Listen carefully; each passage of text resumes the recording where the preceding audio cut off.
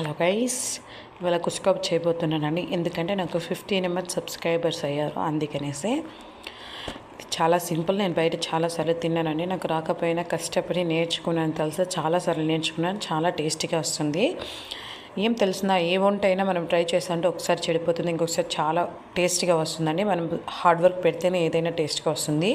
నేనైతే చాలా కష్టపడి నేర్చుకున్నా. ఇప్పుడైతే చాలా టేస్టీగా వస్తుంది. నేను అన్ని ప్యాన్లో వేసి ఏం చేసేసుకొని బాగా అన్నీ వేగిన తర్వాత నేను వచ్చేసి రైస్ కుక్కర్లో వేసేసి కుక్ చేస్తానండి. రైస్ కుక్కర్లో మనకి ఎంత వాటర్ కావాలో అంతే పోసుకునేస్తాం. రైస్కి మనం నార్మల్గా పోసుకునేంత ఇదంతా దాంట్లోకి వేసేసి మూత వేసేసుకుంటే చాలు, చాలా టేస్టీగా అవుతుంది. లైక్ చేయండి, షేర్ చేయండి, సబ్స్క్రైబ్ చేయండి. చూసి అందరూ వెళ్ళిపోతున్నారండి.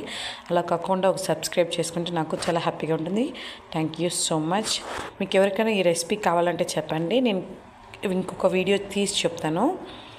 Thank you so much for encouraging to me.